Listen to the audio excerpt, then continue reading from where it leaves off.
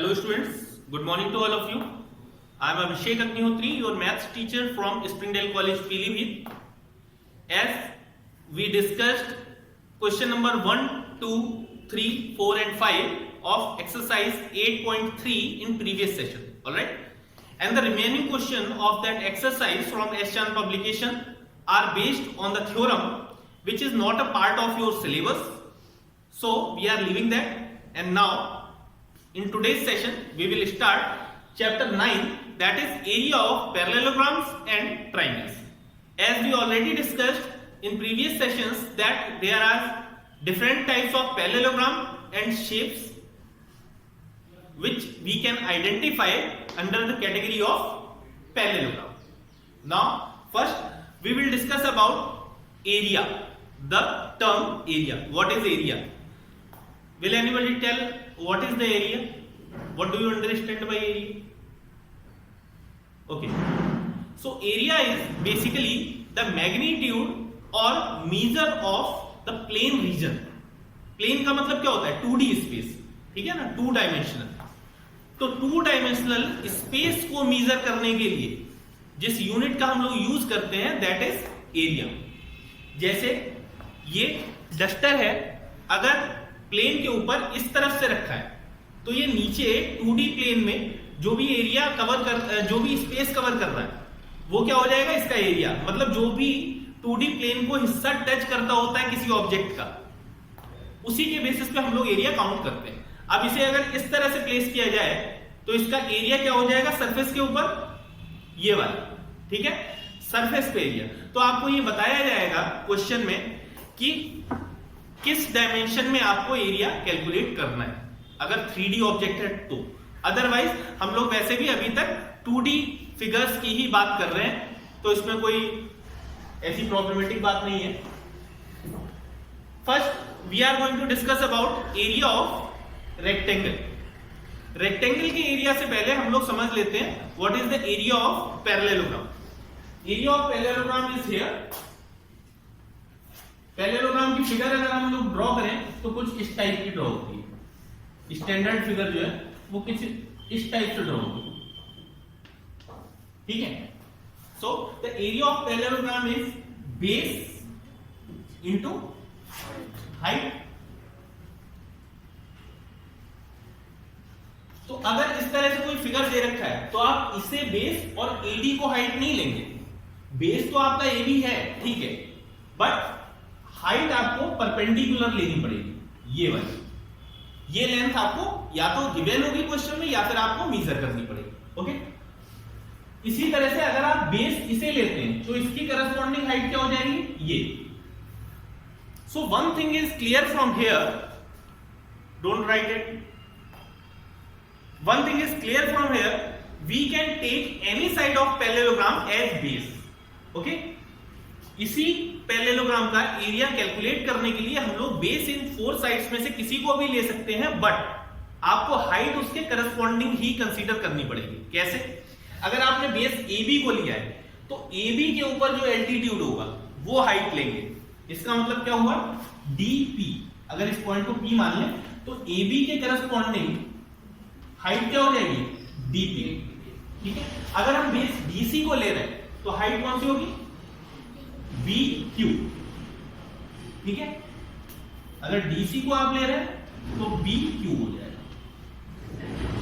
Similarly अगर आप base ले रहे हैं AD को तो आपकी हाइट क्या हो जाएगी? ये परपेंडिकुलर जो DS.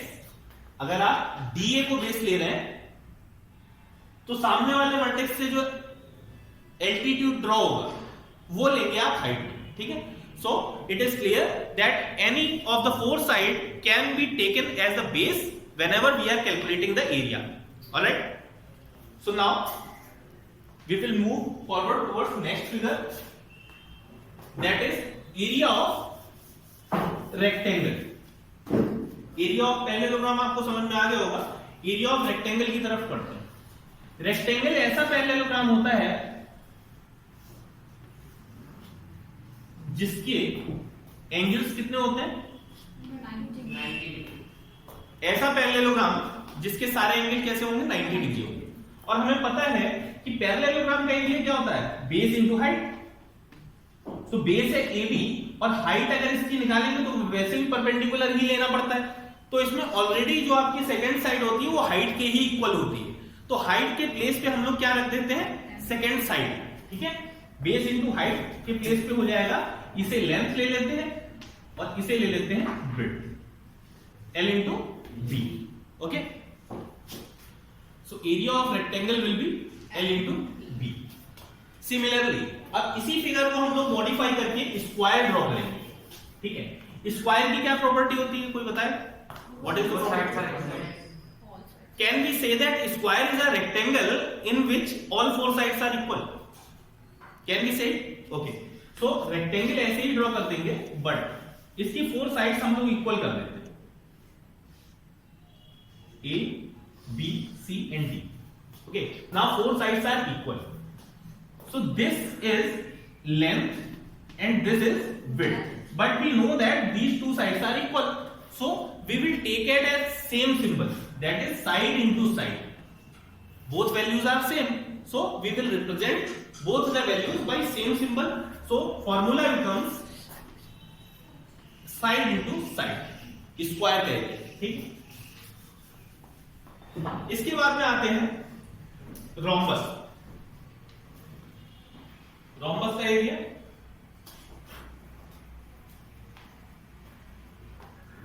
ये हो जाता है आपका half into D1 into D2। Rhombus यहां पे ड्रॉ कर लेते हैं। ऐसा पैरेललोग्राम जिसकी फोर साइड्स क्या होती हैं, इक्वल होती है। एंगल के बारे में नहीं पता है, बट फोर साइड्स क्या होंगी, इक्वल होंगी। तो ये वाला डायग्राम और ये वाला डायग्राम। ओके, अब ये फॉर्मूला आया कैसे ये भी समझ लें आप लोग। आपको ट्राइंगल का एरिया पता है क्या होता है? What is the area of triangle? Yes, half into base into height. Okay, half into base into height. ठीक, अगर हम लोग प्रॉपर्टी की बात करें तो रोम्बस के डायगोनल एक दूसरे को 90 डिग्री पे बाइसेक्ट करते हैं। तो इसका मतलब अगर हम इस ट्रायंगल को ले लें, हाफ एरिया को, तो ये हाइट बन जाएगी, ये हाइट बन जाएगी, और ये क्या बन जाएगा, बेस। तो ये A B C D, तो सिर्फ इतने पार्ट का एरिया जो होगा वो half into AC into OB। ठीक है, और सिमिलरली इधर वाले ट्रायंगल की बात करें तो half into AC into OD। और ये पूरे रोम्बस का एरिया क्या होगा, इन दोनों का प्लस। इन दोनों का प्लस जब होगा तो हाफ AC कॉमन आ जाएगा, हाफ AC कॉमन आ गया, और अंदर क्या बचेगा, OB plus OD। OB plus OD है क्या, BD तो ये है। तो देखिए आप, हाफ इंटू AC मतलब फर्स्ट डायगोनल इंटू BD मतलब सेकेंड डायगोनल। तो उसी को यूज करके हम लोग इस फॉर्मूला को डिराइव कर सकते हैं। तो half into diagonal first into diagonal second, this is formula for area of rhombus. Alright, so as we have already discussed in the starting of formula for rhombus that area of triangle will be, तो ये तो हम लोग discuss कर ही चुके हैं, half into base into height, half into base into height. Last is area of trapezium. Area of trapezium will be sum of parallel sides upon 2 multiply sum of parallel sides A plus B upon 2 multiplied by distance between, h भी कह सकते हैं, height ही होगा, distance between parallel sides। Okay, तो अब इसे हम लोग फिगर से कनेक्ट करके देखते हैं कि फिगर में किस तरह से होगा। ट्रेपेजियम ऐसा फिगर है, ऐसा क्वाड्रिलेटरल है जिसका one pair of opposite side क्या होता है, पैरेलल होता है। Okay, so here AB will be parallel to CD या DC। ठीक है, AB is parallel to DC।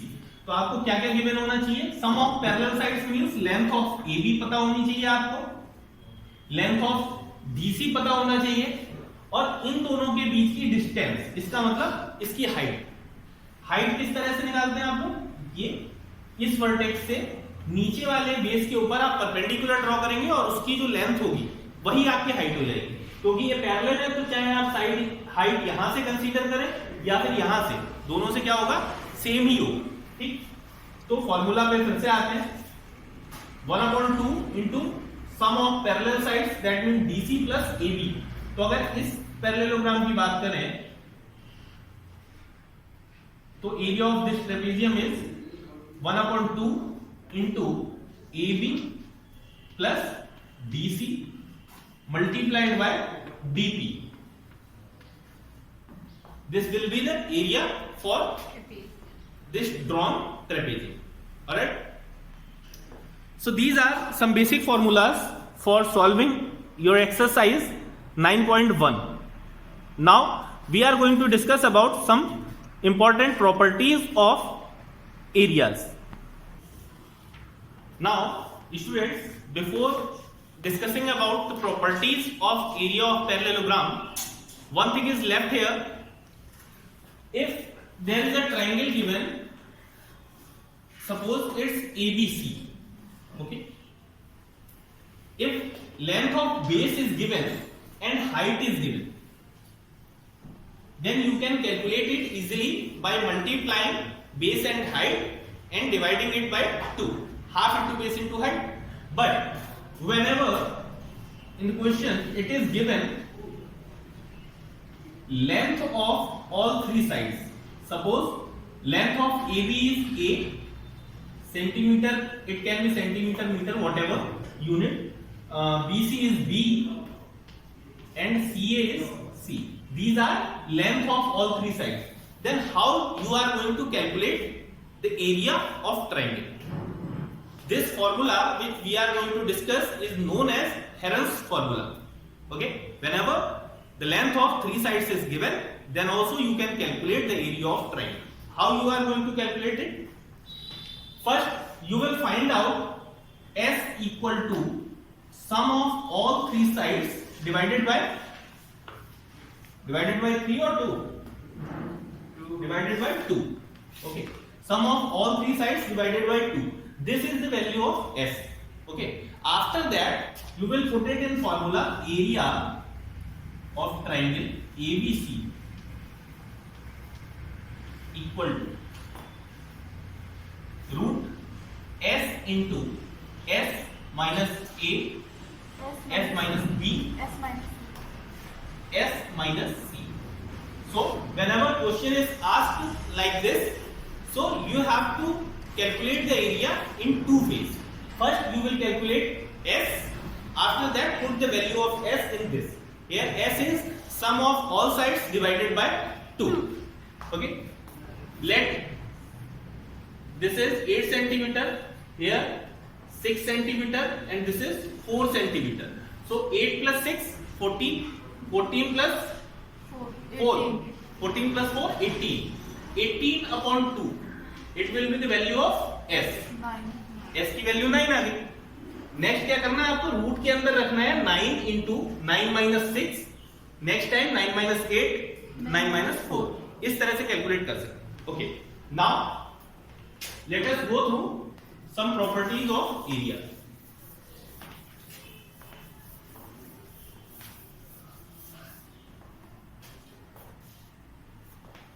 If two figures are given congruent to each other, whether it's a circle, whether it's a triangle or rectangle or anything, okay, whenever 2D planes are given and these are congruent to each other, suppose these two circles have equal radius, then in this case area will also be equal. This is a theorem. Triangle, if there are two triangles given ABC and PQR, and you know that these are congruent, then you can say that area will also be equal. Remember one thing, if congruent triangles are there, area will be equal, but vice versa, if you say if areas are equal then these will be congruent, this is wrong. Okay, इसका जो inverse होता है वो statement true नहीं है। अगर congruent है तो एरिया इक्वल होगा, लेकिन अगर एरिया इक्वल है तो जरूरी नहीं कि कॉन्ग्रुएंट भी हो। ठीक है, इस बात का ध्यान रखें। बहुत बार ऐसा होता है कि ये मिस्टेक आप लोग कर देते हैं, तो इसका ध्यान रखें, कॉन्ग्रुएंट होंगे तो एरिया इक्वल होगा। Now next thing is, if there is given a parallelogram ABCD, labeling can be changed also. If there is a parallelogram, then at the time of calculation of area you can take any of the side as base. Okay, इन चारों में से कोई भी side को आप base ले सकते हैं। किस तरीके से? अगर आप AB को बेस लेते हैं तो आपको हाइट इसे कंसीडर करना पड़ेगा। ठीक है ना, जो साइड आप बेस ले रहे हैं उसी के ऊपर जो परपेंडिकुलर ड्रॉ होगा उसी को हाइट लेना है, ये ध्यान रखिएगा। अगर आप BC को बेस ले रहे हैं तो आपको हाइट इसे लेना पड़ेगा। सिमिलरली अगर आप DA को बेस ले रहे हैं तो आपको ये वाला हाइट कंसीडर करनी पड़ेगी, और अगर आप BC को बेस ले रहे हैं तो ये वाली हाइट आपको कंसीडरेशन में लेनी पड़ेगी। ठीक है, so any of the side of parallelogram can be taken as base whenever you are calculating area of parallelogram. Now next property is, in parallelogram if diagonal is drawn, any of the diagonal, there are two diagonals in a parallelogram, okay, so if any of the diagonal is drawn, then it divide the parallelogram in two triangles of equal areas. अगर parallelogram का एक diagonal आप draw करते हैं तो दो triangle में divide होगा और दोनों के एरियाज कैसे होंगे? इक्वल होंगे। तो ये आप कैलकुलेशन में, मतलब क्वेश्चंस में जब आएंगे तो इस थ्योरम को यूज कर सकते हैं। Next property is, two parallelogram, first let us remove it.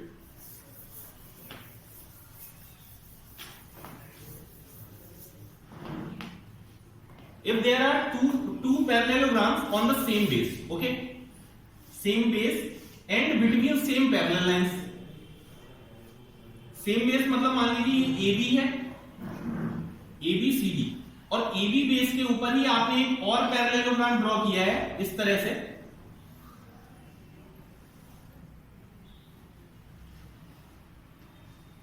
Okay, तो ABQR ये एक पैरेललोग्राम है और ABCD ये भी एक parallelogram. If there are two or more triangles on the same base and between same parallel lines, two conditions are there. If these are on the same base and between same parallel lines, then the area of parallelograms will be equal. Alright? तो जरूरी नहीं कि दो ही parallelogram, ज्यादा भी होंगे तो उनके भी इक्वल होंगे। किस तरह से हो सकता है? देखिए, एक पैरेललोग्राम ये था, एक ये था, एक अगर इस तरह से बना हुआ है, ये सेम पैरेलल लाइंस के बीच में होने चाहिए। ठीक है, अगर इस तरह से आपने ड्रॉ कर रखा है तो इसका एरिया भी क्या हो जाएगा? इक्वल हो जाएगा। तो सारे पैरेललोग्राम्स जो दो पैरेलल लाइंस के बीच में है और सेम बेस के ऊपर है, उनके एरियाज क्या होंगे? इक्वल होंगे। Okay, so these are some properties which we are going to use in exercise 9.1. It will help you to solve the questions. It is all for today's session. I hope you are able to understand. If you have not got some concept, then you can put it in comment box. We will try to resolve your problem in next session. Okay, till then, take care. Thank you.